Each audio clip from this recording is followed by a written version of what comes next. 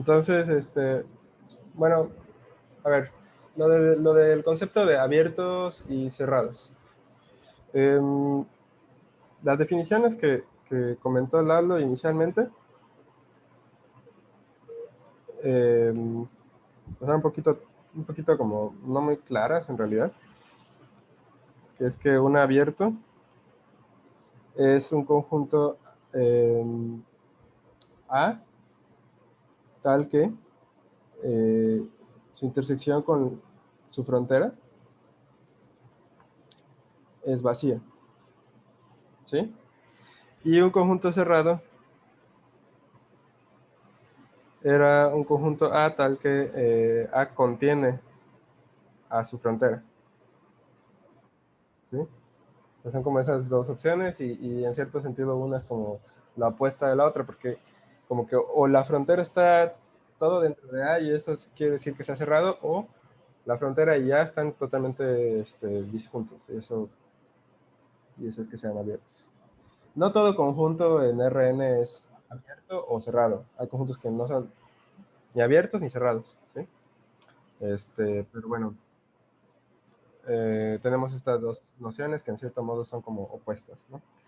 Pero como dije, no son muy intuitivas al principio, yo creo. O sea, no es como muy claro qué está diciéndonos esto. Y entonces hay como las equivalencias que luego se mencionaron, que es que, bueno, esto ya no sé si estaba como un teorema o una proposición por ahí en los videos. Vamos a decir que es una cierta proposición. Y es que A es abierto, sí, solo sí. Pasa lo siguiente.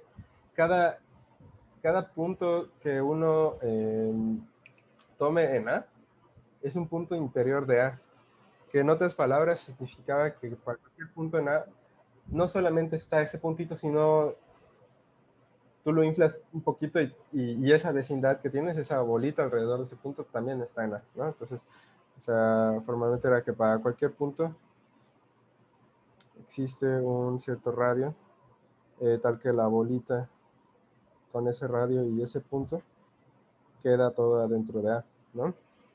Entonces, el ejemplo como canónico, pues es una bola misma, o sea, si tú dibujas una bola abierta, ¿no? Sin su frontera, y tomas cualquier punto ahí, como que tú siempre puedes encontrar una bolita suficientemente pequeña alrededor de ese punto que queda dentro de la bola grande, ¿no? Entonces, bueno, vamos a poner esta de otro colorcito. Esta de aquí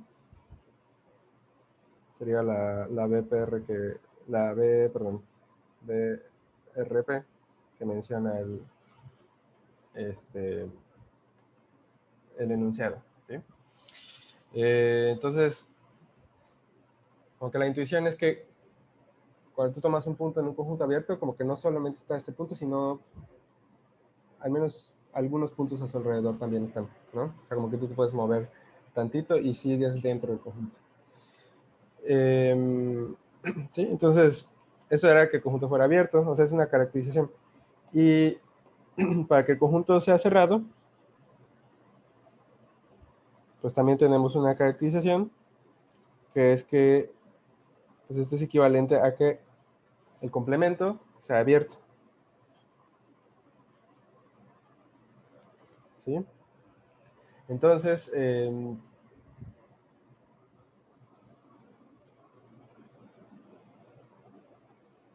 preguntan en el chat que si AP lo consideramos como un vector. Y pues sí, o sea, el profe lo mencionó como... O sea, sí, este punto P que puse es un vector. Sí. Me salté esa anotación, esa parte de la anotación, pero sí, gracias por el comentario. Esa P es un vector. Ya vieron que los puntos en RN los podemos pensar como puntos y como flechitas. Sé que es medio confuso, pero a veces como que sirve pensarlos como una cosa como la otra. En este caso estamos pensando al vector o elemento P como un punto, como una posición.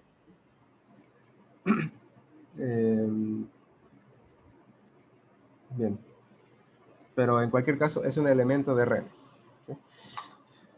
Bueno, lo que decía, ya que tenemos esa caracterización de abiertos, pues tenemos también una de cerrados, y es que un conjunto cerrado sí solo si su complemento es abierto. ¿Sí? Entonces, en ese sentido, cuando tenemos ahora un conjuntito cerrado, que bueno, de acuerdo con la definición inicial es uno que tiene a su frontera, ¿no? Pues lo que nos está diciendo esta caracterización es que si nosotros tomamos ahora un punto fuera de, o bueno, un vector fuera de ese conjunto, pues entonces va a haber una bolita que queda fuera de, ¿no?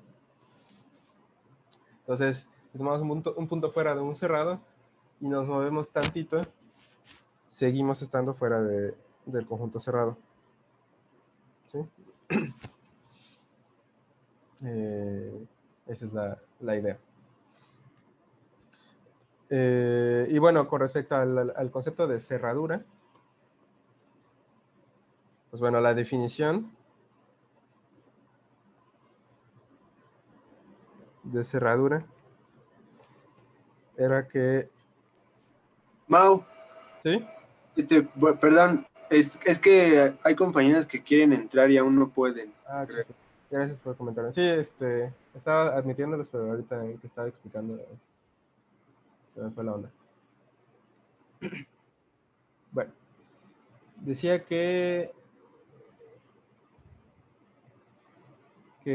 bueno, que la cerradura se definía como el conjunto unión su frontera, ¿no?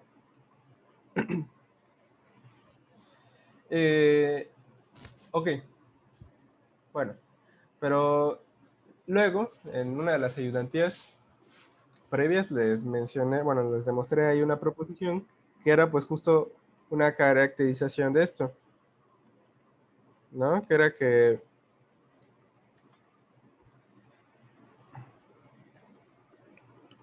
la cerradura de A es el cerrado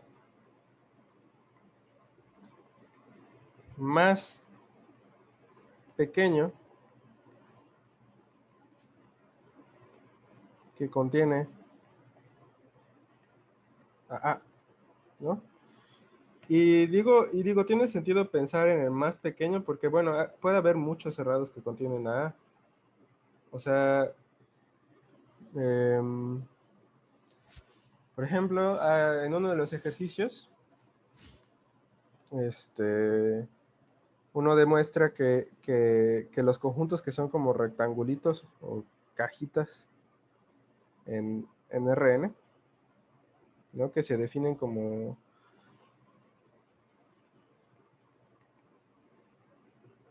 productos de intervalos cerrados, ¿no? Algo así como A1, B1, cruz A2, cruz B2 y así.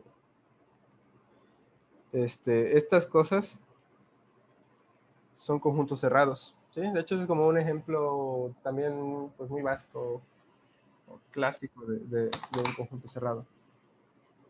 Las cajitas que se forman de esta manera. O sea, por ejemplo, esta caja que dibujé, o rectángulo que dibujé en R2, pues ese es realmente un producto de dos intervalos, ¿sí? Bueno, pero mi punto es que esto es un ejemplo clásico de un conjunto cerrado, ¿sí? Y entonces, cuando uno tiene por ahí un cierto conjunto A, que en principio pues puede o no ser cerrado, digamos, a ver, como que tiene partecitas que tienen su frontera y otras que no, digamos, está en este conjunto así, pues puede haber muchos cerrados que contienen a A. Por ejemplo, podría ser que como que una cajita sea suficientemente grande tal que encierra al conjunto A, ¿no? Entonces ese es un cerrado que contiene A en este dibujo, ¿no? Y puede ser que haya cajas más chicas que contienen A, ¿no?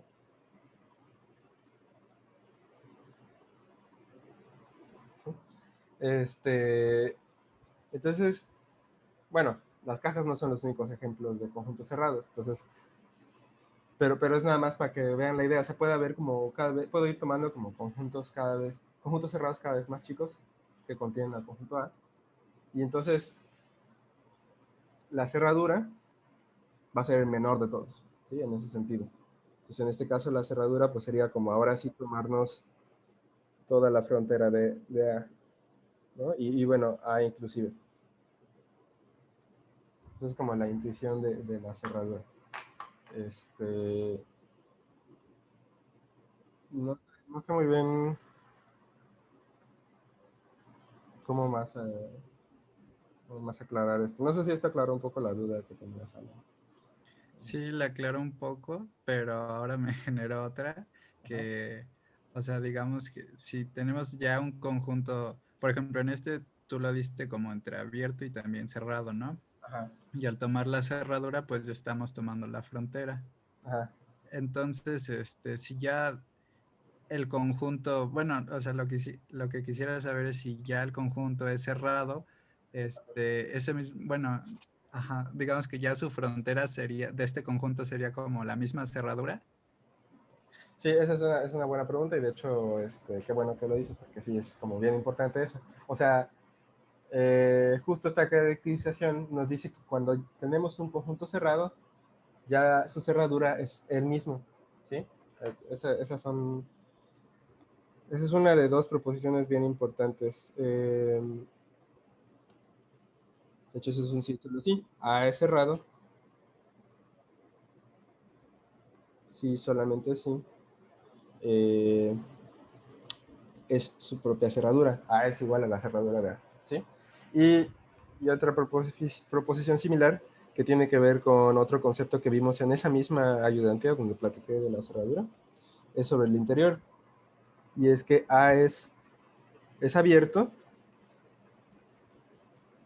si solamente si A es igual a su interior, ¿no? Tenemos esas dos caracterizaciones también de abiertos y cerrados. Entonces de hecho, eh, esto como que nos da criterios para demostrar que un conjunto es abierto o que es cerrado, ¿sí? Podemos intentar ver que el conjunto coincide con su cerradura para ver que es cerrado, o intentar ver que coincide con su interior para ver que es abierto, ¿sí? Bueno, eh, espero que eso resuelva un poco esta duda. Eh, Sí, sí, ya quedó claro. Gracias, Mau. vale. Y, ok, voy a tratar de responder otra de las dudas que me comentaron. Sí, me comentaron sobre lo de coordenadas esféricas y sobre conjuntos conexos. Bueno, por ahí alguien hace un rato puso su audio, ahí sí, ya se me fue quién lo preguntó, creo que... Sí, fui yo. ¿Vale? Ah, ok, sí. Me preguntaron por conexos. Ok. Em,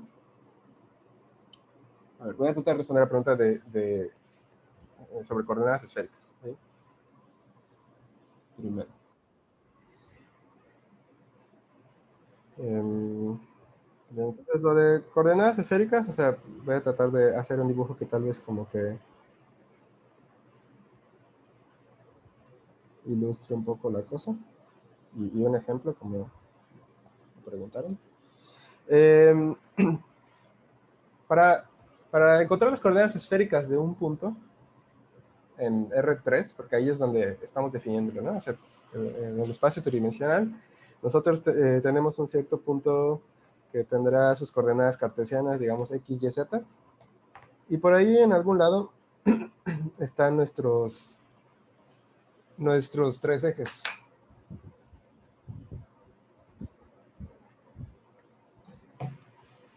Están nuestros tres ejes X, Y y Z.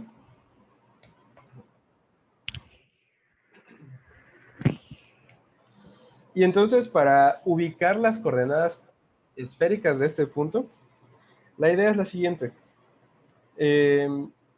Hay como tres cantidades que podemos calcularle a este punto, que es la primera, es la distancia de este punto al origen, ¿no? Entonces, esa es la que llamamos ρ o r, no sé muy bien cómo lo puso Lalo en sus videos, pero bueno, esta es la distancia del punto al origen, que sabemos que es la norma, ¿sí?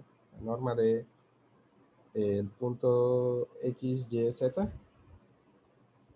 y que a su vez pues sabemos que se calcula como la raíz cuadrada de x cuadrada más y cuadrada más z cuadrada, ¿sí?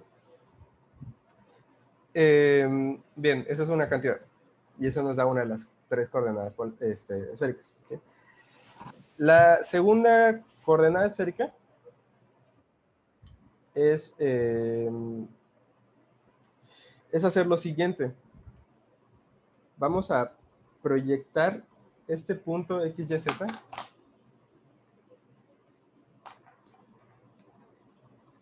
A ver, perdón, Lalo, ¿estás ahí? No sé si entró Lalo. Bueno, no importa.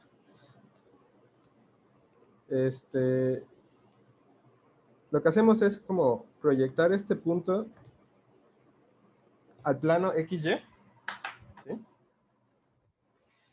Y, o sea, es decir, como que nos trazamos la perpendicular a este planito, ¿sí?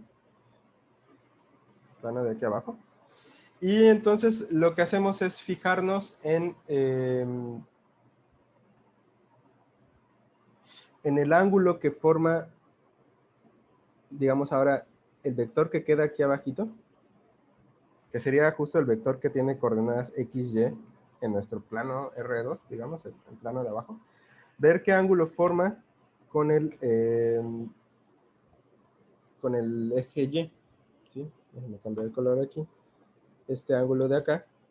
Entonces, digamos, solo lo voy a escribir así en palabras. Es el ángulo que forma el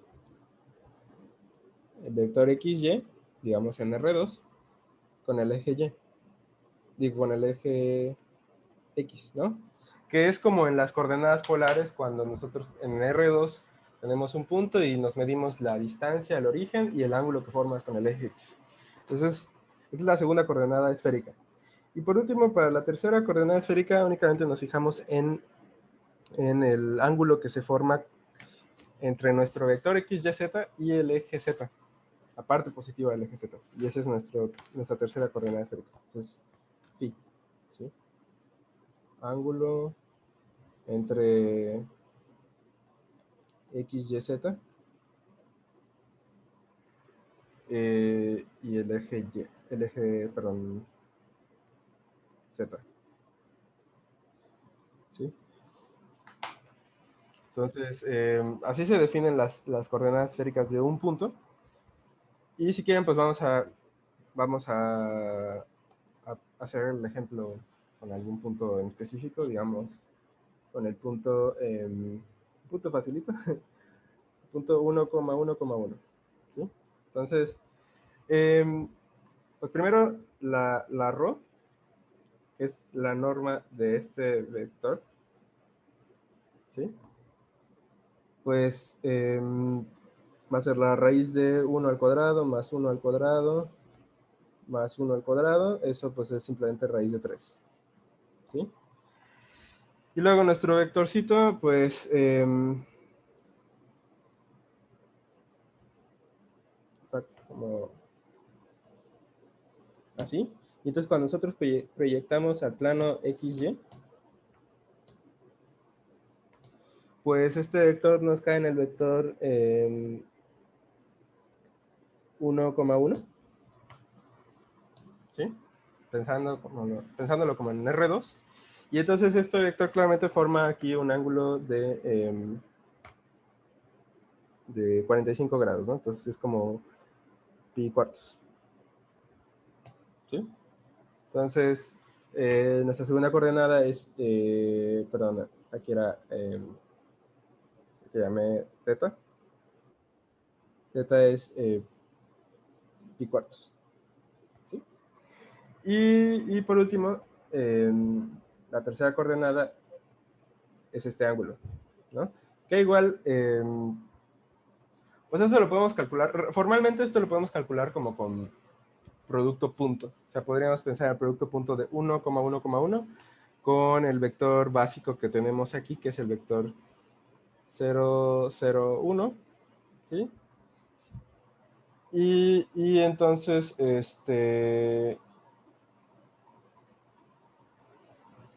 a ver, ¿qué? Perdón.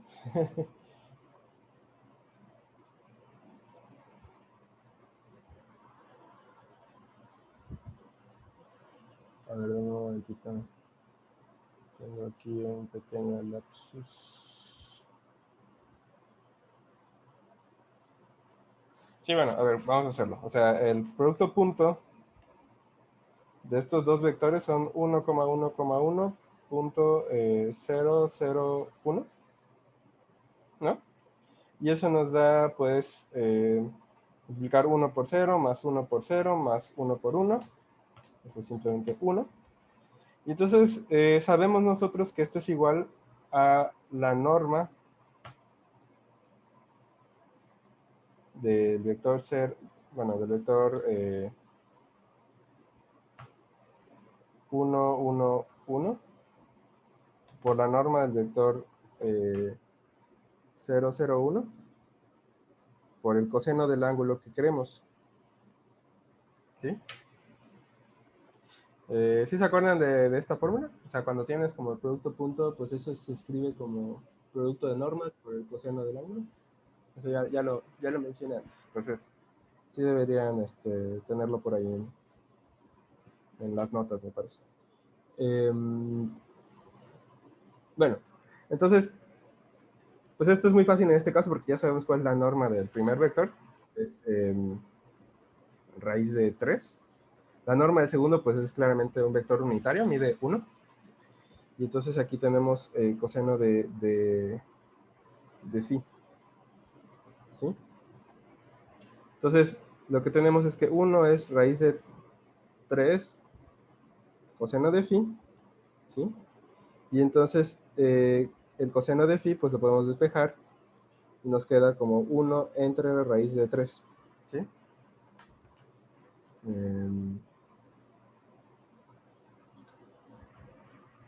Según yo,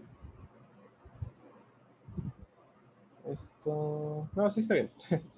Está bien. Pensé que me daría un ángulo más bonito, pero porque pues el vector que escogí está así como muy fácil.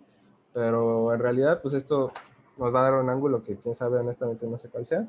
Pero pues bueno, lo podemos calcular como coseno inverso de 1 entre raíz de 3, ¿no? No creo que sea un ángulo como muy sencillo, pero bueno. Esa sería como la manera de calcularlo, ¿no? Y en realidad así es como uno procede en general. O sea, como que para hallar esos dos ángulos, el ángulo θ y el ángulo phi, pues uno necesita usar esta fórmula del producto punto con las normas y el coseno del ángulo, ¿sí? Esa es la manera de hacerlo. Entonces, bueno, ya tenemos las tres coordenadas y en este caso entonces lo que tenemos es que las coordenadas esféricas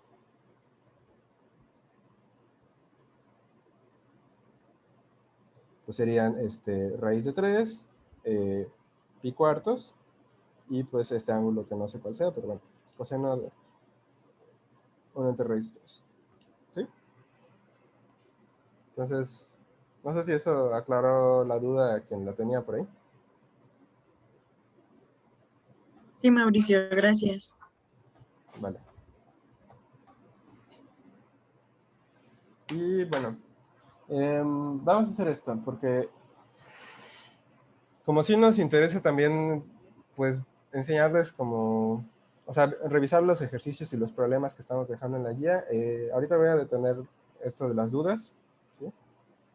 Y le voy a comentar a Lalo sobre la duda que me pusiste, Carla, sobre conexos y convexos. Y a ver si ahorita que él les dé la siguiente sesión, él les platica al respecto, ¿sí? Bueno, a ver, entonces vamos ahorita a ver algunos de los problemas que están en la guía, ¿sí? Y Bueno, entonces, ok. Vamos a ver a continuación un problema que tiene que ver con la norma en Rn, ¿no? ¿Sí?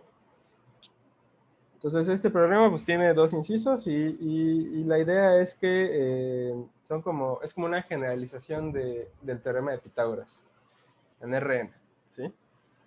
Entonces, si nosotros tenemos puros vectores, que en este caso son los vectores x1, x2 hasta xk, distintos de cero, y que son perpendiculares, lo cual, como ya vimos antes, se puede escribir a través del producto punto. Quiere decir que el producto punto de cualesquiera dos de ellos es igual a cero.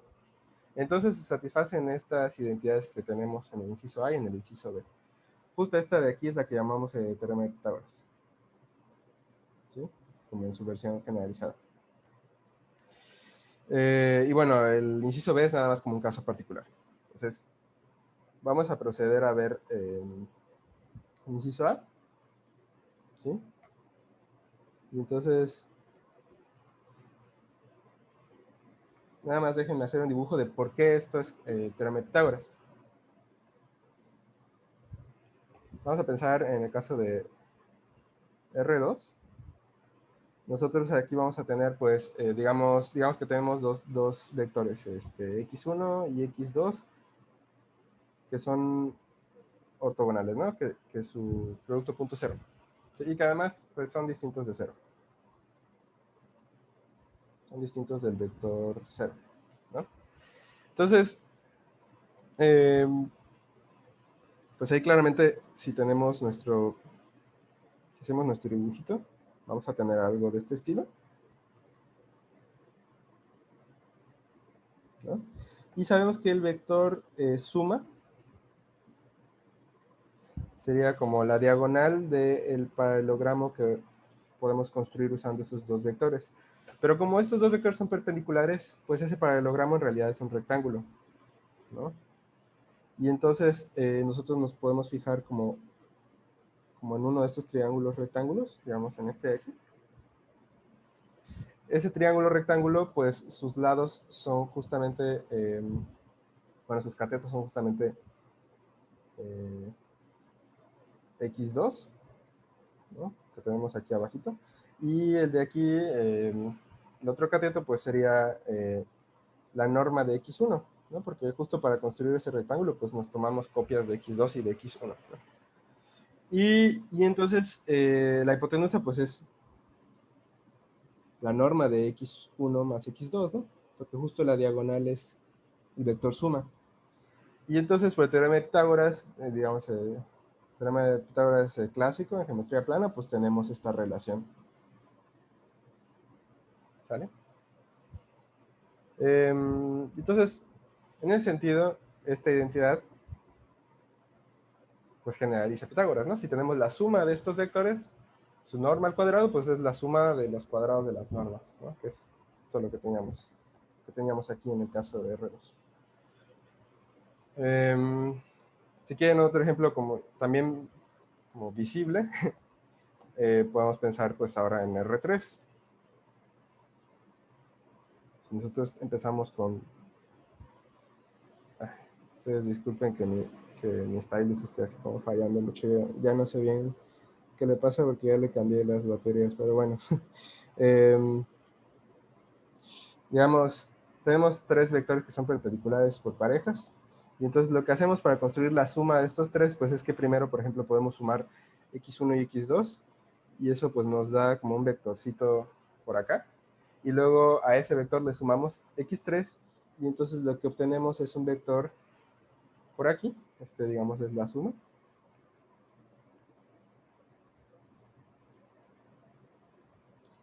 Y entonces lo que satisface este vector x3 es que, déjeme borrar algunas cosas que nos estorban un tantito. Lo que hacemos es pues que, o sea, perdón, lo que satisface es que es como la diagonal de un paralelepípedo, que aquí no me quedó tan chido.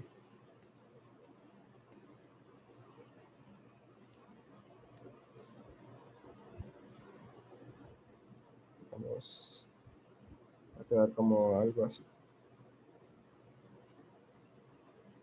¿Sí?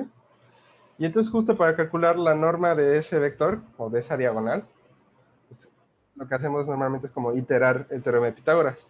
O sea, como que primero podemos tomarnos la diagonal de una de las caras, que digamos si aquí este era x2 y este era x3, pues digamos por el caso anterior sabemos que esa diagonal es la norma de x2 más x3, que a su vez, bueno, al cuadrado, pues es la norma de x2 al cuadrado más la norma de x3 al cuadrado, ¿no?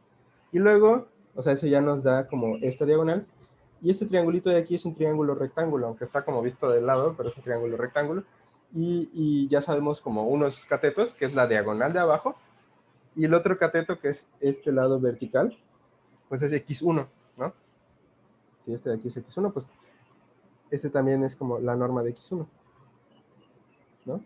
Entonces, aplicando Pitágoras otra vez, lo que tenemos es que eso es x1 al cuadrado más x2 al cuadrado más x3 al cuadrado. ¿Sí? Bueno, aquí me faltaban flechitas, pero ya está. ¿Sí? Entonces esa es la idea de teorema de Pitágoras. Bien, pero vamos a demostrar esto para, pues para el caso general. ¿Sí? Entonces, ok. Para el caso general, nosotros queremos la norma de una suma de vectores x1 hasta xk, todos ellos ortogonales entre sí. Entonces queremos la norma de la suma al cuadrado. ¿Sí? Y entonces aquí usamos algo que ya sabíamos, que es que la norma al cuadrado de un vector, en este caso pues todo este vector sota, es producto punto del vector consigo mismo. Déjenme, pues para ir como un poquito más rápido, no estar poniendo a cada rato como las flechitas a menos que sea necesario, ¿no? Entonces, bueno, en este caso tenemos el producto punto de la suma de los k vectores con la suma de los k vectores. Y luego, esto está muy bien porque el producto punto tiene propiedades algebraicas pues muy buenas, en particular como que podemos distribuir, ¿no? Y como si fuera un producto de sumas de números reales. Entonces aquí tenemos, aquí nos quedamos con x1.x1 más x1.x2 y así hasta x1.xk, ¿no? Eso sería como distribuir el x1 por todo el paréntesis. Luego hacemos algo análogo con x2 y así con todos los demás. O sea, por ejemplo, nos queda x2.x1 más x2.x2 y así hasta, perdón, hasta digamos x2 punto x3 y así hasta, y así lo vamos haciendo con todos los demás, ¿no? O sea, distribuimos como todo. A ver. Okay. Hasta llegar a xk por x1 más xk por xk. Y entonces aquí es donde utilizamos la hipótesis de que son perpendiculares, porque si se dan cuenta, cada vez que tengamos un producto de dos vectores distintos, por ejemplo aquí x1 con x2, hasta x1 con xk, o sea, todo lo que hay acá, se cancela, se hace cero. Luego, x2 con x1 también se hace cero. x2 con x2, quién sabe. Y luego x2 con x3, así hasta llegar a x2 con xk, pues todo eso se hace cero. Y así, vamos cancelando como todo lo que se pueda cancelar. Y entonces, con los únicos con los que nos quedamos es con los productos de cada vector consigo mismo, ¿no? Por ejemplo, aquí tenemos x1 con x1, x2 con x2, y así hasta xk con xk. Entonces, solo nos va a quedar eso. x1 con x1, x2 con x2, x3 con x3, y así hasta llegar a xk con xk. Y esto nuevamente, pues por la propiedad que ya sabíamos, que el producto de un vector consigo mismo es la norma al cuadrado, pues tenemos lo que queríamos, ¿no? Tenemos la norma de x1 al cuadrado más la norma de x2 al cuadrado y así hasta xk al cuadrado. ¿Sí? Entonces, pues esa era la identidad que queríamos, ¿no? La norma al cuadrado de la suma es la suma de las normas al cuadrado. ¿Sí? ¿Preguntas hasta aquí? Yo tengo una pregunta, tal vez sea un poco obvio, pero no lo logro ver. ¿Por qué es que admitimos que asumimos que el producto punto de los demás que no sean producto punto por el mismo sería 0? Ah, eso era por hipótesis. Eso era por hipótesis. La hipótesis decía que xy por xj. Ah, ya, sí, ya lo leí. Sí, es verdad. Sí, o sea, Ok, esta gracias. fórmula se vale, sí, no por nada. Esta fórmula se vale solo para vectores que son todos perpendiculares entre sí. ¿Sí? Esa es la idea. Y justo, pues así es lo que tenemos como en Pitágoras, ¿no? O sea, tenemos dos vectores perpendiculares y ya ahí podemos aplicarlo. Si no, pues en general. Ok, gracias. Vale. El segundo inciso, les dije que era un caso particular, porque en el segundo inciso lo que tenemos es lo siguiente. Tenemos ¿qué cosa? Que además vamos a suponer que la norma de todos los x's, todos estos vectores, es 1. ¿Sí? Para todo i. ¿Sí? Todos nuestros vectorcitos no solo van a ser perpendiculares, sino vamos a suponer que son unitarios. Y entonces ahora lo que queremos ver es que si consideramos una suma como una combinación lineal de estos vectores, es decir, si consideramos algo de la forma alfa x1 más alfa 2 x2, así hasta alfa n x, bueno, alfa k, perdón, xk. Si consideramos una suma de este estilo, ¿sí? Y consideramos, o sea, y queremos calcular la norma del resultado de este vectorzote, queremos que nos dé la raíz de las alfas i al cuadrado, ¿sí? Eso es lo que dice, en esencia es lo que dice el inciso 2, ¿sí? Pero entonces podemos aplicar el inciso 1 porque, bueno, si nosotros teníamos que xy punto xj nos daba 0, pues en particular cuando nosotros consideremos alfa i por xy punto alfa j por xj, esto por propiedades del producto punto es lo mismo que sacar los números reales alfa i, alfa j, digamos multiplicarlos aparte, y luego hacer producto punto de xy con xj solos. Pero entonces xy con xj pues me da 0. Entonces todo esto me da 0. ¿Sí? Entonces lo que estoy diciendo es que no solamente xy con xj da 0, sino que ahora también alfa i con alfa j, o sea, alfa i xy con alfa j xj, también son perpendiculares, ¿no? Entonces, si estos son perpendiculares todos por parejas, podemos aplicar el inciso anterior, y lo que tenemos es que la norma de todo esto al cuadrado es la suma de las normas de alfa 1 x1 al cuadrado más bla bla bla hasta alfa k xk al cuadrado. ¿Sí? Y bueno, utilizando propiedades de la norma, cuando nosotros tenemos la norma de alfa 1 x1, nosotros podemos sacar el alfa 1 como valor absoluto y multiplicar eso por la norma de x1. ¿Sí? Todo eso al cuadrado. Y así lo hacemos con todos los demás, ¿no? Hasta llegar a valor absoluto de alfa k por norma de xk. Lalo, ¿estás por ahí? Okay. Sí, ya lo admití. Gracias. Sí, eso te iba a decir. Bueno, entonces, y luego, pues, como que podemos distribuir los cuadrados.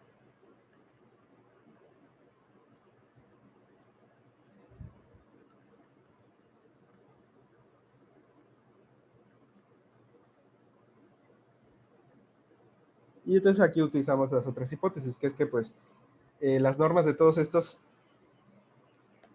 son, esta hipótesis de aquí, ¿no? La norma de todos ellos es 1, ¿no? Entonces este de aquí es 1, el x2 va a ser 1 y así hasta el xk todos van a ser 1. Y además el valor absoluto de alfa 1 al cuadrado, pues ahí podemos quitar el valor absoluto, es lo mismo que alfa 1 al cuadrado. Y así con todos los alfas, ¿no? Entonces nos queda sencillamente alfa 1 al cuadrado por 1, que es alfa 1 al cuadrado, más alfa 2 al cuadrado por 1, que es alfa 2 al cuadrado, y así hasta alfa k al cuadrado, ¿no? Entonces, si sacamos raíz de ambos lados, pues tenemos esa identidad, ¿no?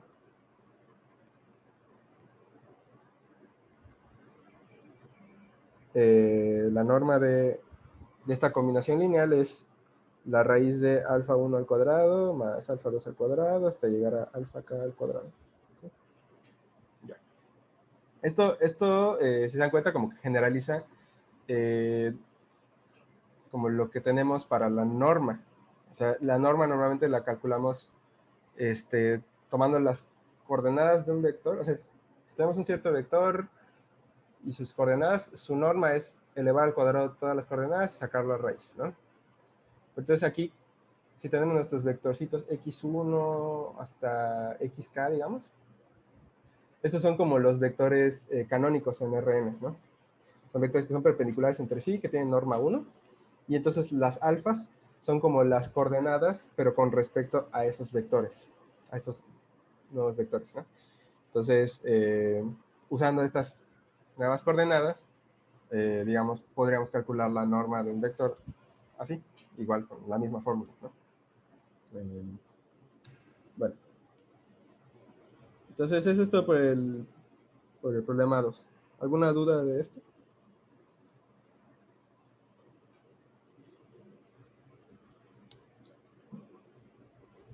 Bueno, si no, entonces déjenme platicarles de otro de los problemas de la guía. Es el problema 3. Bien, este problema también es sobre la norma euclidiana en Rn. Y bueno, aquí es nada más como para tener más intuición como geométrica sobre la norma. Y el problema nos pide demostrar pues estas equivalencias, ¿no? E interpretarlas geométricamente. Entonces, para la primera, tenemos que esta como equivalencia de que si tenemos la norma de una suma es igual a la suma de las normas de dos vectores, eso equivale a que los vectores, uno sea múltiplo escalar del otro y que el escalar sea positivo, ¿sí? Es decir, que estén como alineados, ¿sí? Y al revés, si tenemos dos vectores que son alineados o paralelos, entonces tenemos esa identidad, ¿sí? Entonces lo que estamos teniendo es que como que la norma se distribuye, digamos, en una suma de dos vectores, sí, solo sí, estos vectores son paralelos. Es el único caso, ¿sí? Entonces, vamos a ver rápidamente cómo se demuestra eso. Y nuevamente vamos a aplicar esta propiedad de la norma, que es que cuando elevamos al cuadrado, eso nos queda el producto punto del vector consigo mismo.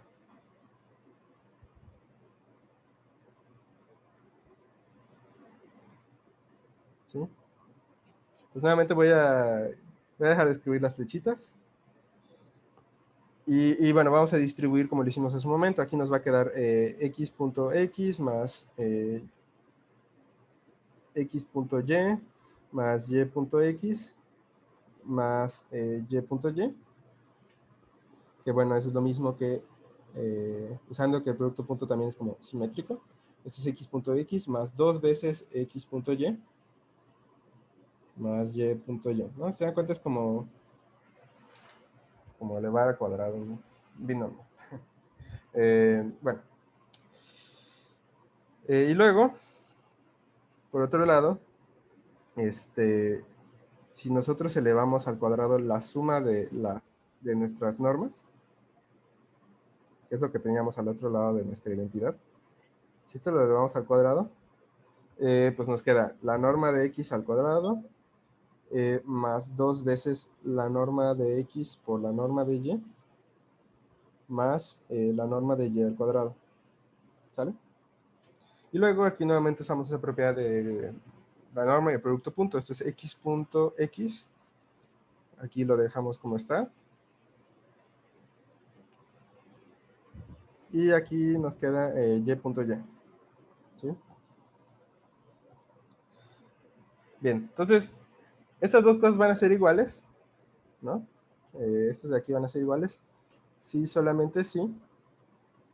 Pues x punto x más 2 veces x punto y más y punto y. Todo eso es igual a el otro lado, que sería x punto x más 2 veces la norma de x por la norma de y más y punto y. ¿Sí? Y entonces, pues bueno, como tenemos de ambos lados el x punto x y el y punto y, pues podemos restarlos. Y entonces esto es equivalente a que, pues 2 veces, bueno, y también podemos como dividir entre el 2 que nos queda aquí. Y esto es equivalente a que x punto y sea igual a xy, la norma de x con la norma de y. ¿Sí? Bueno, entonces, nuestra identidad es equivalente a esta otra. Geométricamente, lo que podemos decir es que pues nosotros ya sabíamos, o así definimos el ángulo entre dos vectores usando el producto punto. Sabíamos que el producto punto es la norma de x por la norma de y por el coseno del ángulo. ¿Sí? Entonces, esto de aquí sería equivalente a que pues podríamos como cancelar en ambos lados las normas de x y de y. Y entonces tendríamos que esto es equivalente a que el coseno del ángulo sea 1, ¿no? Y bueno, eso pasa solo si el ángulo es 0. ¿No? Entonces ya tendríamos lo que queremos, que x y y son colineales y apuntan en la misma dirección, es decir, la lambda que me dice la identidad es positiva, ¿no? Eso sería como basándonos en nuestra intuición geométrica. El problema con esto es que, pues justo este ángulo lo estamos definiendo con esta igualdad de aquí, ¿no? Esta es nuestra definición del ángulo, entonces como que no podemos usarlo para concluir lo que queremos. Entonces, lo que sí podemos hacer es recurrir a también otra construcción que hicimos en una ayudantía pasada, que era la proyección ortogonal de un vector sobre otro, ¿sí? Y eso sí nos da un vector bien específico en términos de la norma y del producto punto. Y entonces lo que podemos ver es que esa proyección ortogonal, digamos, si tenemos nuestro vectorcito x y nuestro vectorcito y, lo que podemos hacer es proyectar ortogonalmente y aquí nos va a quedar un cierto vector lambda y. Entonces lo que podemos ver en este caso es que justo x y lambda y son iguales, ¿no? La lambda para la proyección ortogonal estaba dada por un número bien específico que era x punto y dividido entre la norma de y al cuadrado, ¿no? Entonces podemos usar esta lambda que ya conocemos y entonces para probar que x es igual a lambda y, pues eso es equivalente a que la norma de x menos esta lambda y, que sería menos x punto y entre la norma de y al cuadrado por y, ¿sí? Ver que esta norma da 0. ¿Sí? Si vemos que esa norma da 0, entonces el vector que está dentro es 0. ¿Sí? Y entonces pues ya está, tendríamos que x es igual a ese múltiplo de y. ¿Sí? Y no solo eso, sino que además, como sabemos que este producto punto es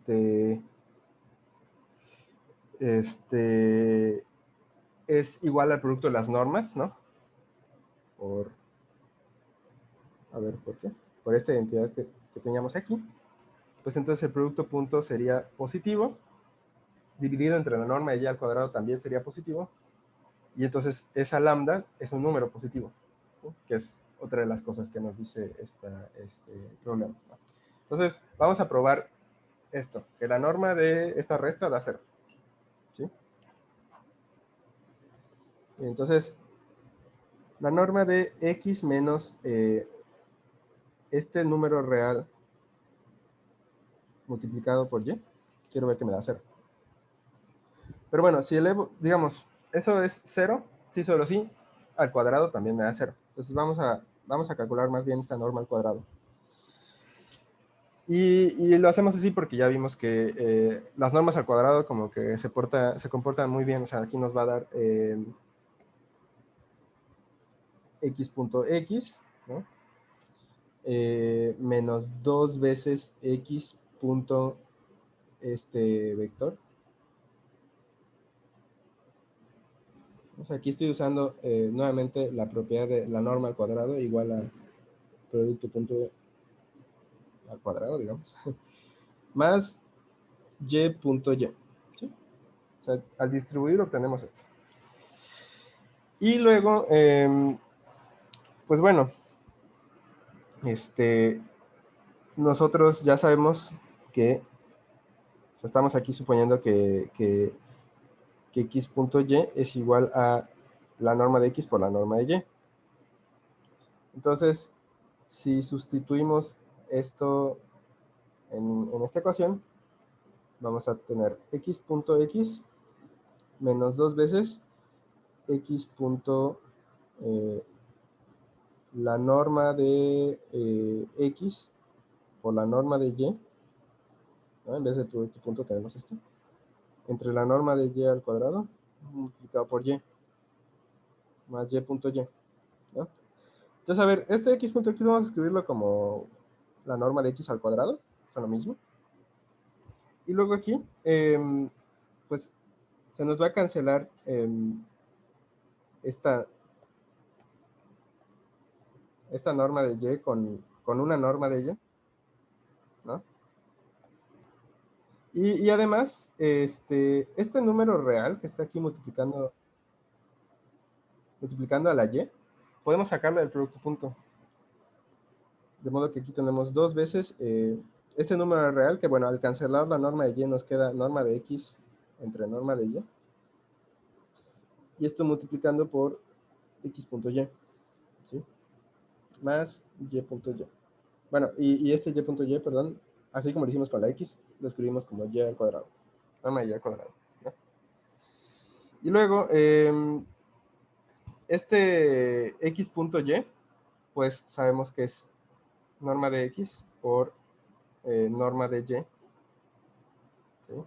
Y entonces lo que podemos hacer es como cancelar esta norma de y que teníamos con esta norma de y agrupar esta norma de x con esta norma de x y nos va a quedar, a ver, norma de x al cuadrado menos 2 veces norma de x al cuadrado, ¿no? Más la norma de y al cuadrado, ¿sí?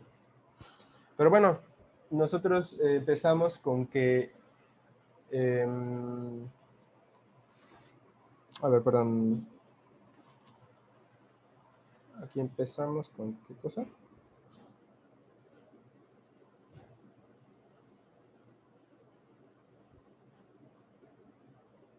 Voy a decir que empezamos con que la norma de y al cuadrado era... Ah, perdón, aquí se me fue un numerito, perdón. Aquí se me fue una parte.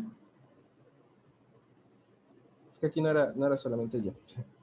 Aquí era la norma o sea, perdón, era como todo este vector con su múltiplo escalar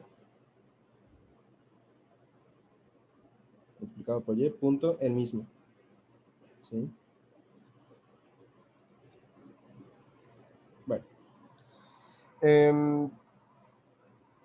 lo mismo vamos a escribir aquí, y luego aquí lo escribimos como la norma S vector al cuadrado.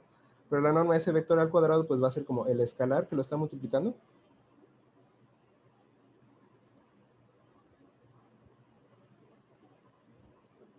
Al cuadrado. Multiplicado por la norma de Y solito al cuadrado, ¿no? Bueno, y entonces este escalar, bueno, lo podemos escribir de otra forma. XY, estamos suponiendo que es, o sea, ya vimos que es la norma de X por la norma de Y, ¿no? Entonces sustituimos y aquí nos va a quedar la norma de X por la norma de Y al cuadrado, y aquí nos queda la norma de Y a la cuarta, porque teníamos, perdón, a la cuarta. Aquí teníamos un cuadrado y luego volvemos a elevar al cuadrado, ¿no? Entonces, bueno, aquí vamos a poder cancelar algunas cositas. Y cuadrada y Y cuadrada se cancela con este Y a la cuarta. Y entonces únicamente nos queda norma de X al cuadrado menos 2 veces norma de X al cuadrado más norma de X al cuadrado. Y eso nos da 0, ¿no? Entonces, que eso nos dé 0, como dije al principio, pues implica que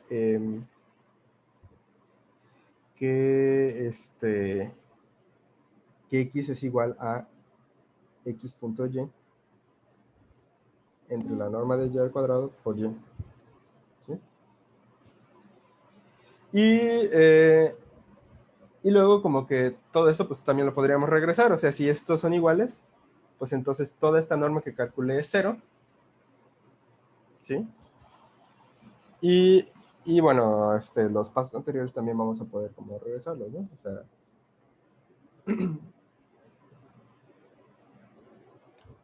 bueno, de hecho, creo que es un poco más sencillo.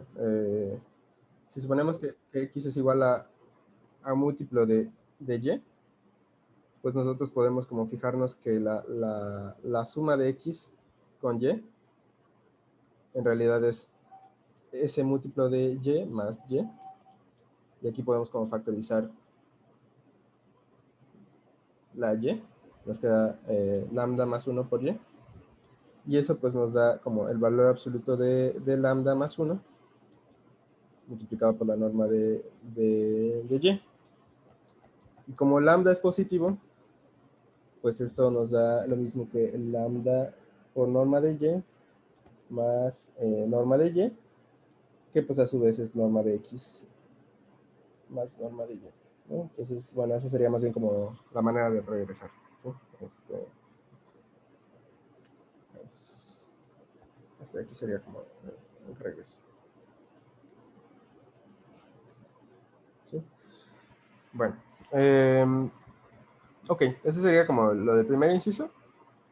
Y luego para lo del segundo inciso, pues bueno, es como una aplicación de este que acabamos de ver.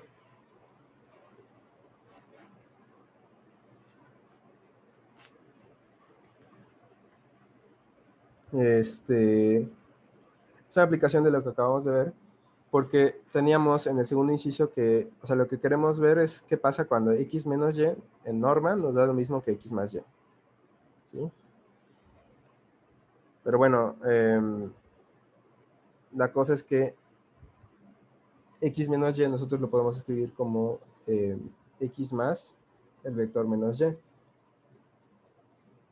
Y la norma de Y es lo mismo que la norma de menos Y, ¿no?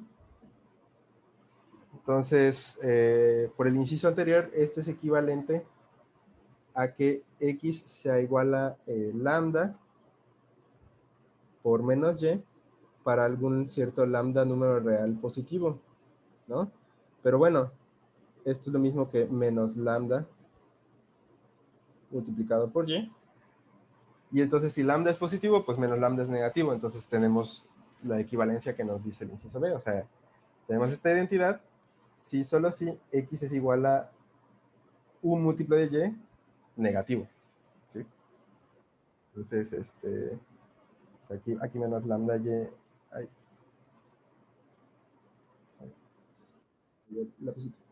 aquí menos lambda y es negativo, ¿no? Entonces, eso nos da esos incisos de este problema. Entonces, para definir lo que era un conjunto conexo, en realidad lo que primero definíamos era que era disconexo. ¿Sale? ¿Qué cosa va a ser una cosa disconexa? Pues para definir disconexidad necesitábamos definir una noción que se llamaban conjuntos separados. Entonces, como que la idea era, vamos a decir que algo es disconexo si como que hay dos conjuntos que están como separados, que componen a este subconjunto de R. Entonces, la definición era, bueno, si ustedes ahí tienen un conjunto B y un conjunto C, contenidos en un Rn, decimos que B y C están separados si se cumple la siguiente cosa. Cuando cierras B, acuérdense que para un conjunto B podíamos definir su cerradura con esto de la clasificación de puntos. Entonces van a estar separados y cuando cierras B y lo intersectas con C, esto es vacío y hay también viceversa. Si cuando cierras C y lo intersectas con B, esto es vacío. ¿Sale? Entonces es una noción un poco más fuerte de ser ajenos, ¿ok? Porque como que cuando cierras, a veces le agregas puntitos. Pues voy a hacer un ejemplito en el plano, digamos. Si tenemos el plano, hay como dos semiplanos, ¿va? El que está del lado izquierdo y el que está del lado derecho. Y esos los puedes escribir como el conjunto B va a ser lo mismo que los XY, tal que X es negativo. O sea, eso quiere decir que no tenemos a la franja, ¿vale? A la franja vertical.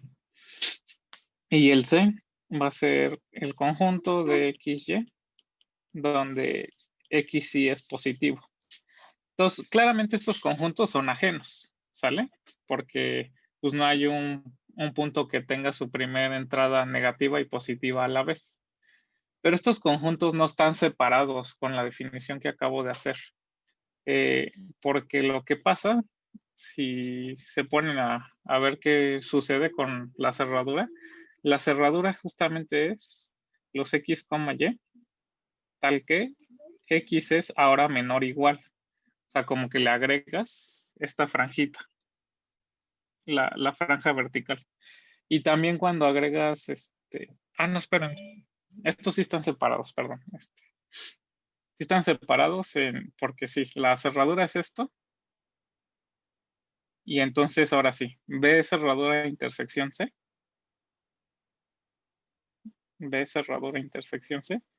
Pues sí es vacío, ¿no? ¿Sale? Porque pues los X que son, los X, Y tal que X es menor o igual que 0, también es ajeno a los X, Y tal que X es mayor que 0. Y de manera muy análoga, lo que sucede es que, bueno, acá voy a poner abajo también lo que sucede con C, es que C cerradura es X, Y, tal que X ahora es mayor o igual que 0. O sea, como que cuando cierras estos semiplanos abiertos, le tienes que pegar la franja vertical. Bueno, pero cuando cierras, de todas maneras sucede esas condiciones que quería, que B intersección C sea vacío y que C cerradura intersección B sea vacío. ¿Ok? O sea, sí están ocurriendo estas igualdades de conjuntos de que no se cortan. Entonces, eso ¿qué es lo que está queriendo decir? Como que si yo tengo los semiplanos, ¿sale? Estos semiplanos abiertos, como que sí están separados y es un poco más fuerte que solo fueran ajenos, ¿no? Como que cuando tomaba sus cerraduras, de todas maneras la cerradura de uno no le pega al otro y también viceversa. Entonces, como que sí hay dos partes. Está la parte de la derecha y está la parte de la izquierda. Ahora, un ejemplo donde no están separados hubiera sido, por ejemplo, si en vez de tomar C igual a este conjunto, pues tomo D. ahora sí como todo uno de los semiplanos, pero con x mayor o igual que 0. O sea, ahora sí ya le agrego la franja. Entonces, en este caso, pues tendría toda la franja y todo este lado. Entonces, si se dan cuenta, esto ya no va a cumplir que está separado B y D. ¿Sale? Porque, ¿qué pasa? Cuando cierro B y lo intersecto con D, esto me da justo toda esta franja vertical, ¿no? Es decir, los puntos de la forma 0, y, donde y varía sobre los reales. Y esto, pues, sí es distinto del vacío. Entonces, lo que sucede en este caso es que, aunque B y D sí son ajenos, porque básicamente uno es como, pues es el semiplano con toda la franja de este lado y el rojo es todo lo que está del lado izquierdo, sí son ajenos, pero como que no hay una separación bien definida entre ellos, porque cuando cierras B, le empiezas a pegar a puntos que están sobre D. ¿Sale? Entonces, como que la noción de separación no es así como tan sencilla de entender en este sentido. Como que igual y nada más podíamos pensar que dos cosas que así si se ven como ajenas van a estar separadas, pero pues no. O sea, la noción que quiero rescatar es esto como un poquito más fuerte, que es cuando los cierro uno de los conjuntos, también sigue preservándose la noción de ser ajeno. ¿Sale? Entonces, eso es que dos conjuntos estén separados, esta definición de aquí arriba, que cuando cierras uno, la intersección del otro con el otro es vacía y también viceversa. Y lo que intenta rescatar es que de a de veras hay como ahí una separación, una cosa que hace que haya como dos partes bien definidas, ¿sale? Si se dan cuenta como que cuando estoy en este ejemplo de la parte izquierda y la parte derecha donde sí agrego la fronterita, pues como que no hay realmente dos partes. Si las unes te da todo el plano y como que ahí no se ve que hubiera dos partes, ¿no? Todo el plano como que sí se ve todo conectado. Entonces como que con eso, con este ejemplo del caso rojo y el subconjunto D, te das cuenta que sean ajenas dos conjuntos no quiere decir como que el total, o sea, la unión de B con D, sí parece que tenga dos partes, porque aquí en este caso la unión de B con D, pues te da todo el plano y eso sí se ve como solo una parte. ¿Ok? Entonces la definición esta de conjunto separado lo que intenta rescatar es eso, como de a de veras ver que hay dos partes en cierto subconjunto. ¿Ok? Entonces, bueno, eso es como la definición de que dos cosas estén separadas. Y la definición de que sea disconexo algo, pues depende de eso. Decimos que A es disconexo si existen conjuntos B y C separados con esta definición. Tales que A es lo mismo que B unión C. Esa es una forma. Y otra es como que A está metido en B unión C. Y además, sí hay puntos que hay en B. O sea, hay puntos A que están en B. Y hay puntos A que están en C. Así. Pues cualquiera de las dos. La verdad no me acuerdo bien cuál es la que puse en un video, pero bueno. Esa es la definición de disconexo. Y son equivalentes, ¿sale?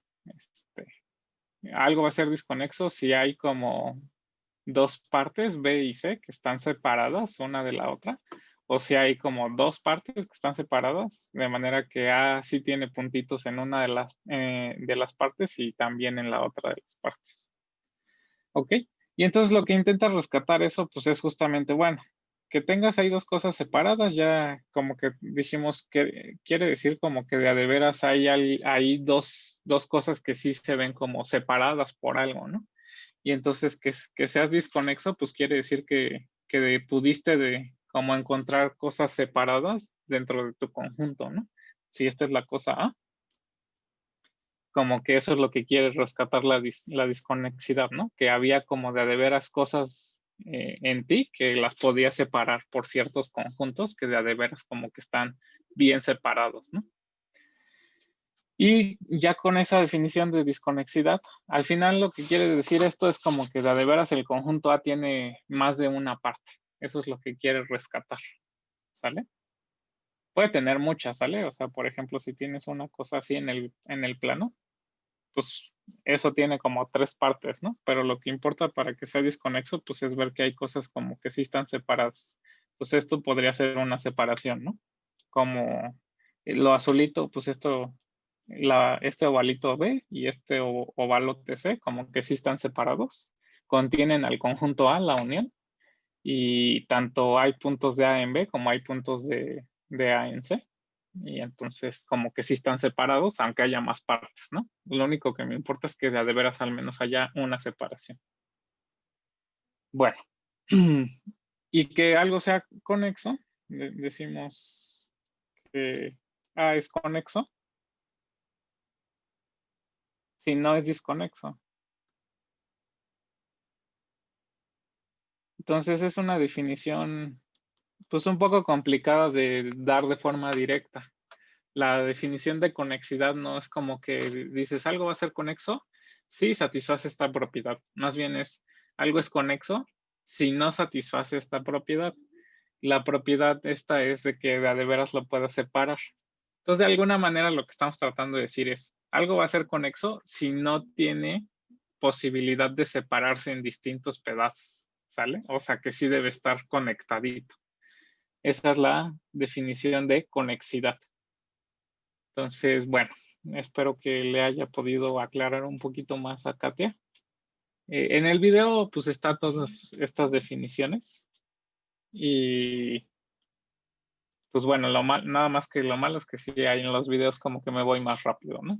Entonces, pues, traten de ir lentito y si no van entendiendo, pues, le van poniendo pausa y ven las definiciones y cosas así. No sé, Katia, ¿tienes alguna otra?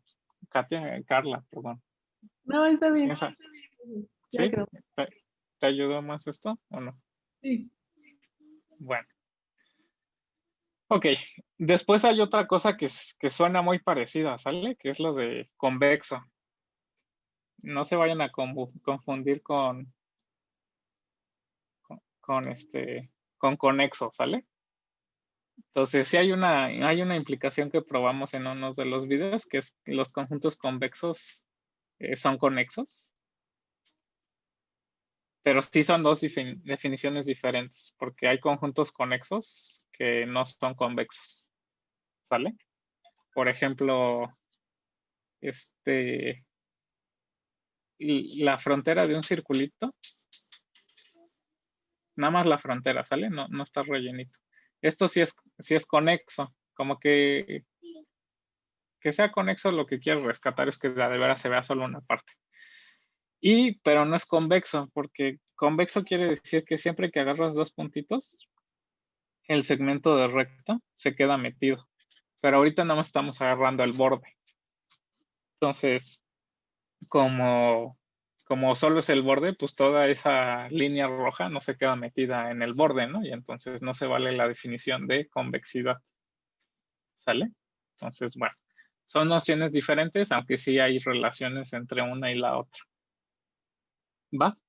Y una de las propiedades importantes que probamos era que si eras abierto y una cosa que le pueden llamar conexo por poligonales.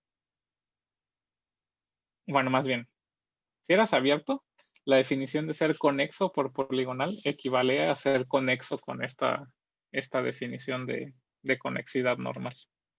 Entonces, bueno, como que tal vez no se vale así como la cosa de regreso para los conexos en general, pero si agregas abierto, como que la noción de los segmentos de recta sí te servía para andar midiendo la conexidad que tiene un conjunto. Entonces, bueno, o sea, ya. Si no hay más dudas en el chat.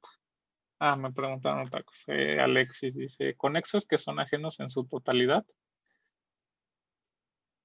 O sea, no hay elementos en común. No. O sea, una cosa es un conjunto conexo. Si tú tienes un conjunto A, pues ahí es un conjunto. Y entonces puedes preguntar si es conexo o no. Entonces no hay como dos cosas con las que compares. Solo tienes una.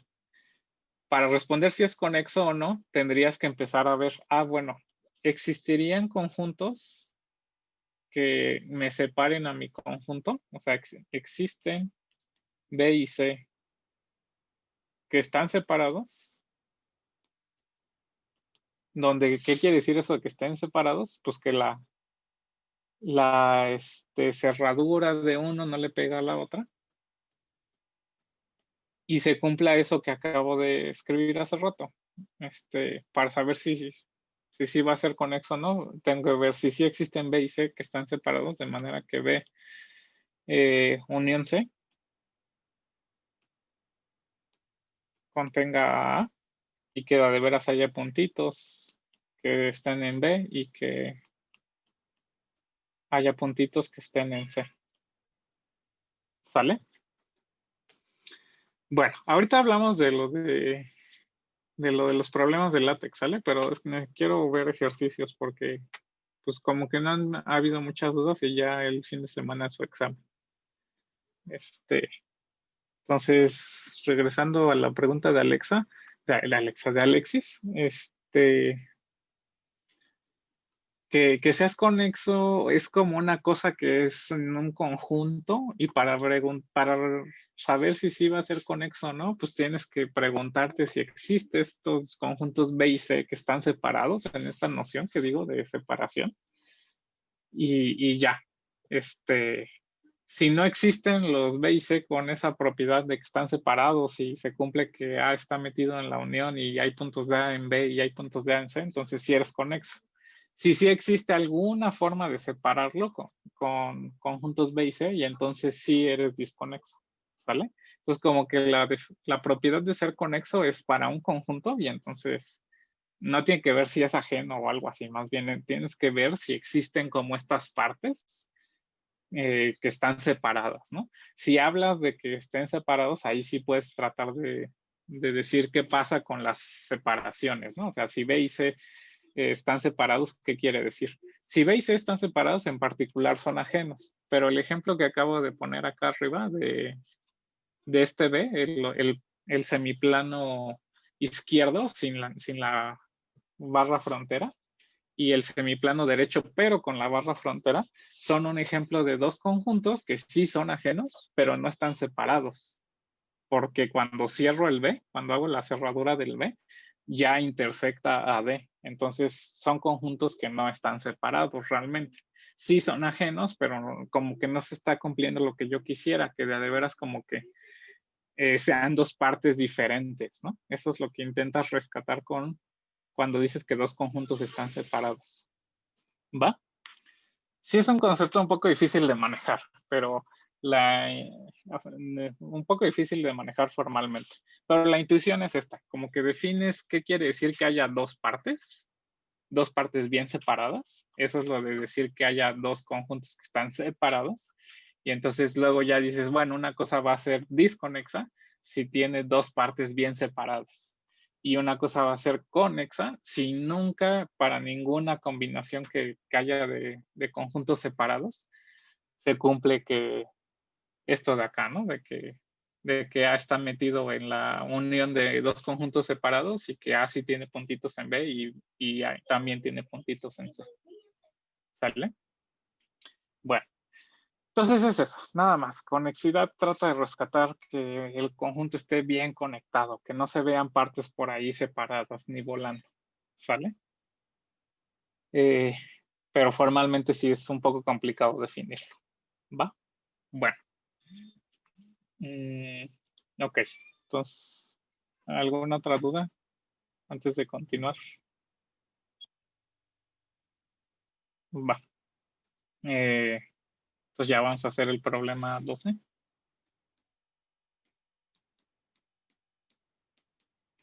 El problema 12 es como una colección de varios resultados con respecto a los conjuntos que hemos definido en los videos de clasificación de puntos. Esto de los puntos frontera, los puntos interior, el exterior, la cerradura, los puntos de acumulación y todo eso. Entonces tiene muchos incisos. Entonces vamos a empezar. El inciso A, déjenme ver qué decía. No me acuerdo de todos. Ah, sí. El primero te dice, probar que si tienes los puntos de acumulación de un conjunto, esto es un conjunto cerrado.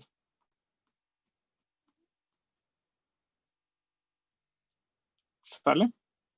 Bueno, entonces, como que hay todos estos problemitas que vienen en la guía, pues hay muchísimos de probar así cositas de este estilo, de que prueba que esto es un conjunto cerrado, prueba que se valen estas igualdades de ciertos operadores con respecto a operaciones conjuntistas y así. Y entonces como que pues hay que hacer como mucho juego de trabajar con las definiciones y con algunas caracterizaciones que ya se tienen, ¿sale? Entonces, a ver, la primera definición que dimos de un conjunto cerrado fue, ahí ya ni me acuerdo qué fue la primera definición. Pues supongo era algo así como que un conjunto es cerrado si la frontera del conjunto estaba contenido en el conjunto. Creo que esa fue la primera definición que aparece en los videos. Pero después, en alguna proposición probamos que era equivalente que alguien es cerrado, un subconjunto es cerrado. Sí, solo sí. Su complemento es abierto. ¿Sale? Entonces eso es lo que vamos a utilizar para probar esta afirmación de que los puntos de acumulación de un conjunto sean cerrados, sea un conjunto cerrado. ¿Va? Entonces nos vamos a preguntar qué sucede con los puntos de acumulación complemento. ¿Vale? Entonces vamos a probar que esto es abierto. Para probar que algo es abierto, ahora utilizo otra de las caracterizaciones que hicimos. Que era pues ver que cualquier punto satisface esto de ser un punto interior. O sea que tenías, vamos a probar entonces ya más en concreto que para todo X que está en el complemento de los puntos de acumulación, existe una distancia positiva, de manera que toda la bolita de radio R y centro X se queda metida en este conjunto, en el complemento de los de acumulación. ¿Va? Entonces ya, con estas combinaciones de cosas, lo que se traduce el problema de probar que A acumulación es un conjunto cerrado, equivale a probar que para todo vector que está en el complemento de la acumulación existe un radio positivo, de manera que toda la bolita de radio R alrededor de este punto X se queda metido dentro del complemento de la acumulación de A. ¿Ok? Entonces, aunque me fui medio rápido, pues sí concatené varios resultados para llegar como a esta equivalencia de problema, ¿va? Y eso es como fundamental que se empiece a trabajar, porque definimos muchos conceptos en esta primera sección del curso, y entonces como que tenemos que andar haciendo puentes de una definición a otra para poder estar transformando los problemas de una cosa a otra cosa, donde la última cosa sea lo más sensato para probar. ¿Sale? Entonces, cuando vi este inciso, pues según yo este es el caminito más sensato para probar el problema. Puede ser que haya muchos otros caminitos, ¿sale? Pero pues la idea es como tener la práctica de trabajar con estos conceptos y saber cuál va a ser el caminito más sensato. Entonces ahorita vamos a hacer esto. Vamos a probar que para todo X que está en el complemento de la acumulación, existe una bolita de radio R que se queda metida toda en el complemento de la acumulación. Eso va a querer decir que el complemento de la acumulación es abierto y eso quiere decir que la acumulación del conjunto es un conjunto cerrado. Ok, entonces ya, en este momento tenemos que acordarnos. ¿Qué quiere decir que X esté en el complemento de la acumulación?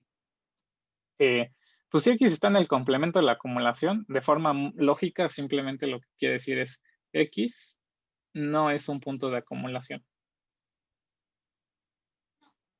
¿Sale? No es un punto de acumulación.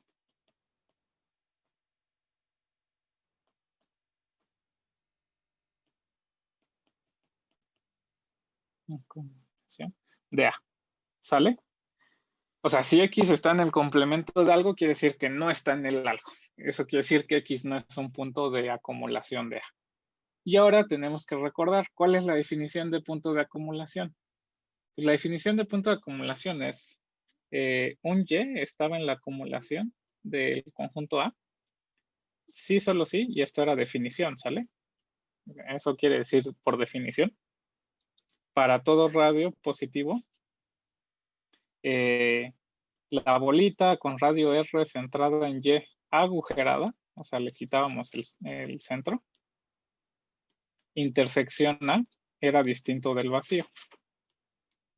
O sea, eso quiere decir como que por ahí tienes tu conjunto A, tienes por acá un puntito Y, que debe estar como muy cerquita, porque debe cumplirse que todas las bolitas de cualquier radio deben de estarle pegando a tu conjunto A, incluso si le quitas el centro, ¿sale? Entonces, como que un punto de acumulación es eso, como un punto que está como muy cerca de A, de manera que pues pasa esto, que cualquier bola, aunque se haga muy, muy, muy chiquita y le quites el centro, de todas maneras sigue pegándole a puntos de A. Pero aquí estamos en el lado contrario. Decimos que X no es un punto de acumulación de A. ¿Eso qué quiere decir? Pues que no cumple esta definición. ¿Sale? Entonces, como X no está en la acumulación, no debe de cumplir esta definición. Entonces, cumple la negación de la definición. La negación de la definición, ¿qué quiere decir?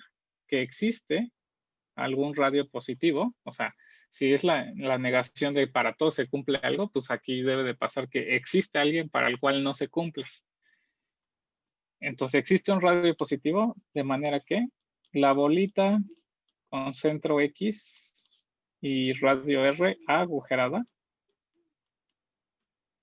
intersección A es vacío, ¿sale? Eso es que no se cumpla esta condición. Muy bien. Bueno, entonces eso es lo que satisface a un punto que no está en la acumulación de un conjunto. ¿Existe algún radio positivo de manera que la bolita agujerada, aquí lo voy a dibujar, tengo aquí el puntito X, entonces debe de existir una bolita abierta aquí para algún radio, de manera que si ves al conjunto A, pues la bolita no le pega a este conjunto A. O sea, esa intersección es vacía. Y bueno, es la bolita sin el centro. Eso quiere decir, por ejemplo, podría ser que el puntito X sí esté en A. Pero como la bolita le estoy quitando dentro, pues no importa. Si el puntito X estuviera en A, eso quiere decir que el conjunto es como esto junto con el centro. Como que lo que pasa es que este punto es un punto aislado, ¿no? Cuando hablamos de puntos aislados, justo esto era como la definición.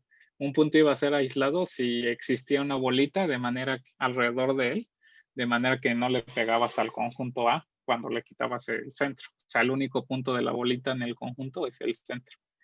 Entonces, bueno. Ok.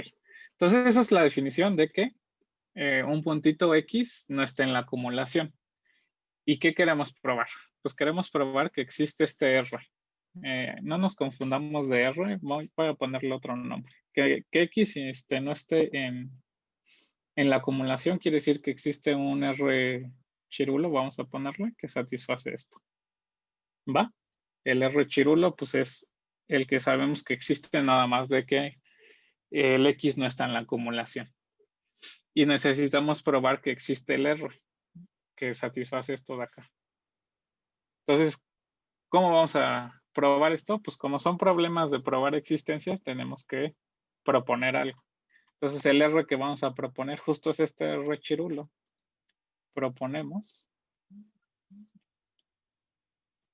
R chirulo como el radio que vamos a buscar. El radio de la bolita que estamos buscando. Entonces, ¿qué necesitaríamos probar? Pues lo que tendríamos que probar es justo lo que pedía ahí la afirmación. Probar que la bolita de radio R chirulo alrededor de X toda esté metida en el complemento de la acumulación. Esto es lo que hay que demostrar. ¿Sale? Donde el R chirulo lo obtuvimos de que sabíamos que el X no era un punto de acumulación. Me va a tardar un buen en esto. En este problema. Bueno, ya no. Entonces, ¿cómo le hacemos para probar eso? Pues si queremos ver que esa contención es cierta, tenemos que probar que cada punto de la bolita está contenido en el complemento de la acumulación. Que cada punto de la bolita sea un punto del complemento de la acumulación quiere decir que cada punto de la bolita tiene que no ser un punto de acumulación. Entonces tengo que probar realmente, por demostrar, que para todo vector Z que esté en esta bolita de R chirulo X, Z está contenido en el complemento de la acumulación, pero que estés contenido en el complemento de la acumulación quiere decir que Z no es un punto de acumulación.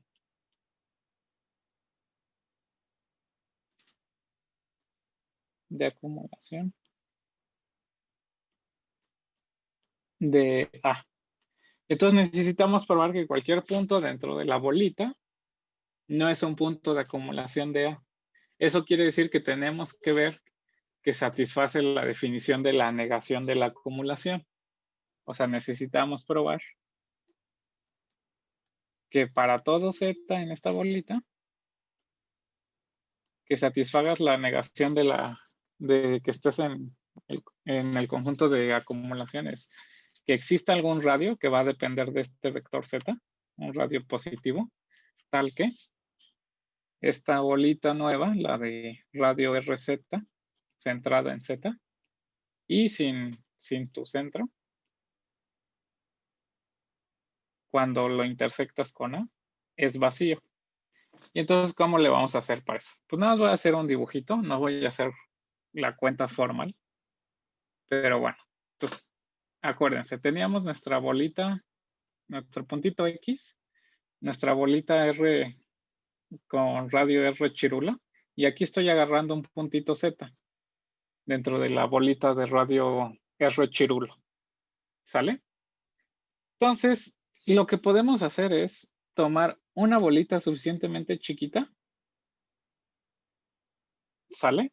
Con un radio aquí adecuado, este va a ser el radio RZ, de manera que se cumpla la siguiente cosa. La bolita con este radio centrada en Z, toda se queda metida dentro de la bolita original, la bolita centrada en X y radio el R chirulo. Eso se puede hacer, ¿sale? Nada más es agarrar RZ adecuado.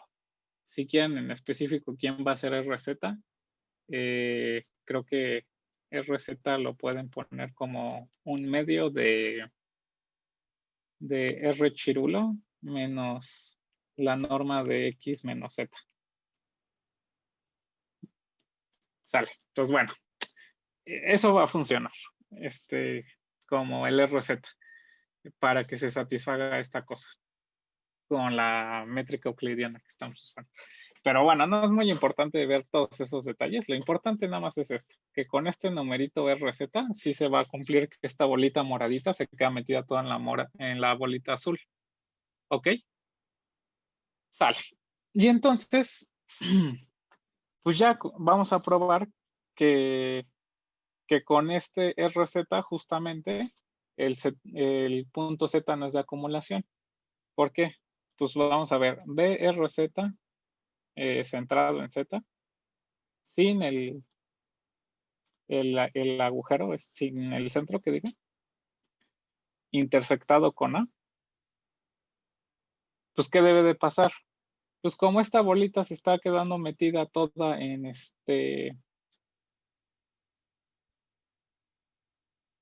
toda se está quedando metida también en la bolita azul, pues esto se está quedando metido en la intersección de la bolita de radio R chirulo con centro X, intersecciona ¿Sale? Y esto solo tiene dos chances. Solo tiene el chance de ser vacío o el puntito X, porque justo el X estaba en la acumulación, era un punto que no era de acumulación. Entonces, esa intersección es casi la misma que la bola sin el agujero, pero ahí sí está el agujero. Entonces, pasa que o es el vacío o es el X. ¿Sale? Bueno, si es el vacío, pues ya acabamos. Porque pues esta cosa que queríamos probar que era vacía, pues ya está contenido en el vacío y entonces tiene que ser vacío. Entonces lo único que tendríamos que ver es qué pasaría si BRZ, así agujerado, déjenlo pongo morado.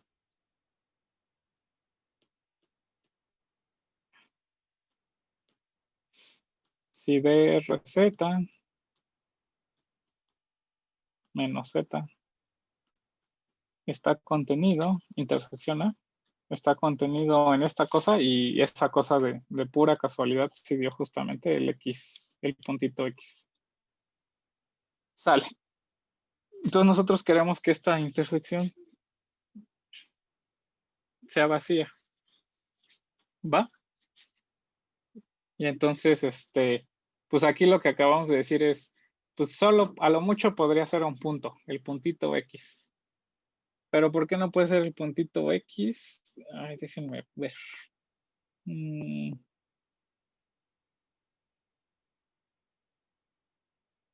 Claro. Si fuera esto el X, o sea, si esto fuera X,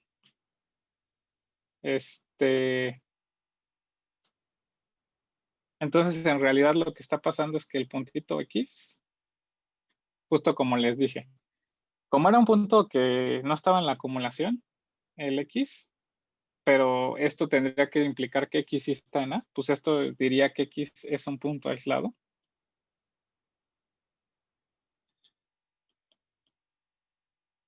Y entonces lo que está pasando es que de todas maneras nuestra bolita de radio RZ le pega A, pero a lo mucho en un punto aislado, y los puntos aislados no están en la acumulación.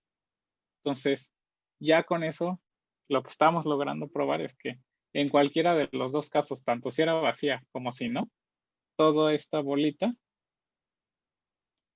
se debe de estar quedando metida también en el complemento de la acumulación, y eso era lo que queríamos, ¿sale? Para probar que justo este conjunto era abierto.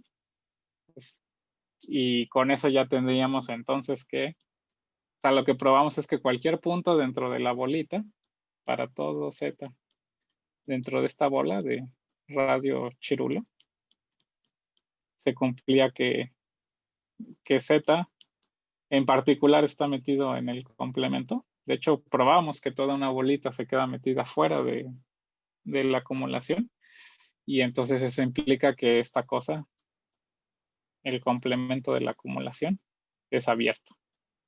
Y ya, como el complemento de la acumulación es abierto, entonces la acumulación del conjunto es cerrado. Ok, está complicado. Está complicado en el sentido de estar concatenando todas las definiciones y entender paso a paso qué es lo que tenemos que estar haciendo, ¿sale? Pero bueno, la estructura fue esa, básicamente. Si quiero probar que algo es cerrado, voy a probar que su complemento es abierto. Si quiero probar que algo es abierto, tengo que probar que cada puntito alrededor, que cada puntito de ese conjunto tenía una bolita, toda metida en el conjunto. Entonces agarré un puntito que estaba en este conjunto y propuse un radio para ver que de veras toda esa bolita se estaba quedando metida dentro del complemento, y ya, logré probar que sí, para todo puntito dentro de esa bolita, te quedabas metido dentro del complemento, y entonces eso quiere decir que todo punto del complemento de la acumulación era un punto de estos interiores, o que tiene centro, es el centro de una bolita que se queda metido en el complemento de la acumulación, y eso quería decir que está abierto. Entonces, bueno, como que sí usamos varias concatenaciones de definiciones y propiedades para saber que este resultado es cierto. Ok, dudas, creo que ni siquiera a mí me quedó tan claro. Bueno, sí, está bien la prueba.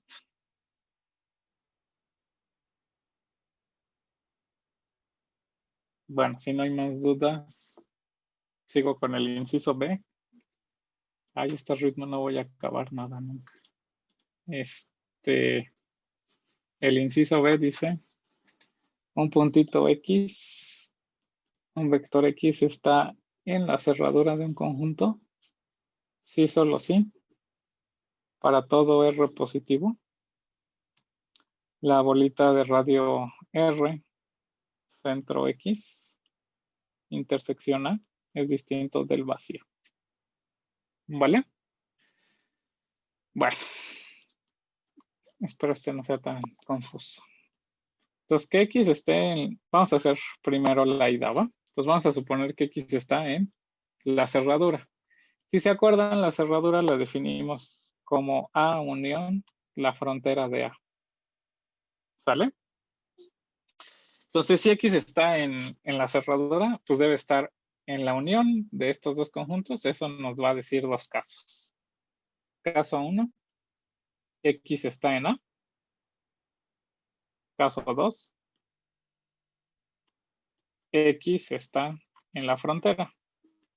A fuerzas debe pasar alguna de esas dos porque pues estás en la unión de dos conjuntos, entonces tienes que estar en alguno de los dos. Si X está en A, pues este es el caso fácil. Para todo radio positivo, justamente cuando te fijas en la intersección de BR,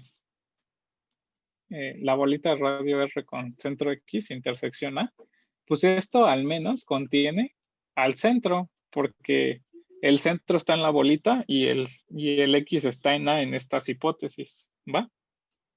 Entonces, como esto es distinto del vacío, ya puedes asegurar esta condición de que para cualquier radio positivo, la bolita de radio R centrada en X, intersección A, es distinto del vacío. Al menos tiene al punto X, ¿no? Caso 1 es el fácil porque para todo radio, en este caso, la intersección de una bola con centro X y el conjunto A al menos contiene al centro y eso ya quiere decir que este conjunto va a ser distinto del vacío. ¿Sale? Esa intersección. El caso 2 también está fácil porque si un punto está en la frontera, cuando estás en la frontera lo que quiere decir es que cualquier radio positivo que tú tomes satisface que la bola de radio R centrada en X intersecta A y también la bola de radio R centrada en X intersecta el complemento. Pero pues en particular también, o sea, nada más necesitábamos esto, ¿no? Probar que para cualquier radio la bola con centro X y radio R intersectaba A. ¿Sale? Entonces con eso tenemos este lado. Que si X está en la cerradura, siempre cualquier bolita centrada en este puntito con cualquier radio debe de intersectar al punto A. ¿Vale? Ok. Bueno, entonces ahora hay que hacer el regreso.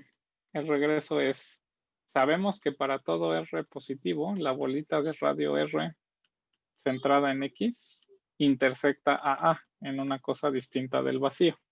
Entonces hay que probar por demostrar que X está en la cerradura.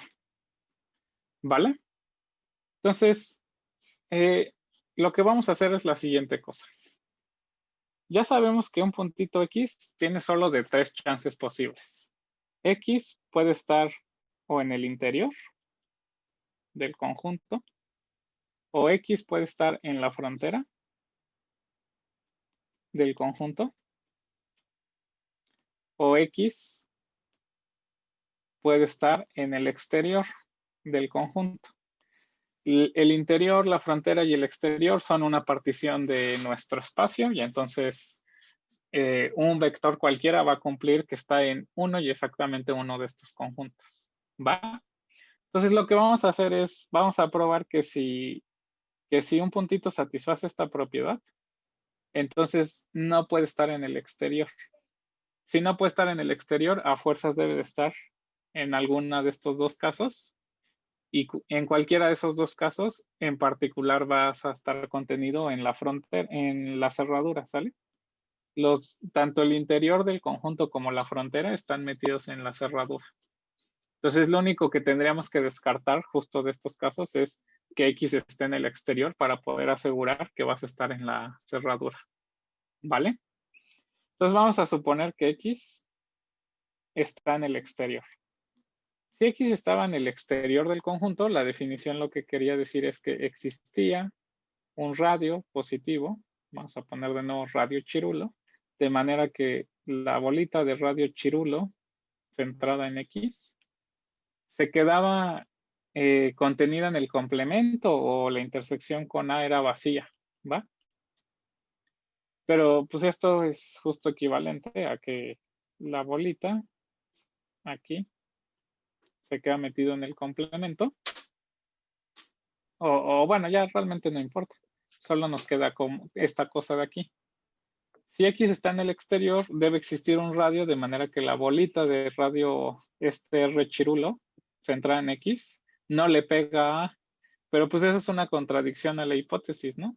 Aquí estamos diciendo que todos los radios, las bolitas le pegan a A. Entonces esto es un absurdo. Entonces no puede ser que un X con esta condición esté en el exterior. Entonces eso implica que X debe de estar en el interior de A o debe estar en la frontera de A.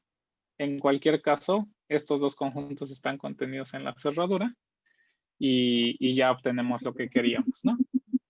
Cualquier punto que satisface esta propiedad de aquí arriba debe de ser un punto en la cerradura. Y entonces con esto ya tenemos una caracterización diferente para saber si un punto está en la cerradura o no. Un punto debe estar en la cerradura, sí, solo sí, cualquier radio positivo que consideren.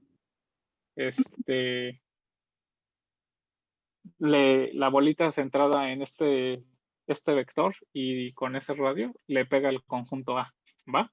Entonces, bueno, eso es como, esto sería una definición alternativa de decir cuáles son los puntos que están en la cerradura del conjunto. La cerradura de un conjunto va a ser el conjunto de puntos tal que para todo radio positivo, la bolita de radio este número, centrada en este punto, intersecta a A, ¿va? Entonces, bueno, como que se van haciendo muchas compilaciones de equivalencias de este estilo de cosas. Entonces, pues bueno, por eso es que de repente se van a volver medio complicadas algunas pruebas porque hay que hacer como toda esta concatenación de equivalencias.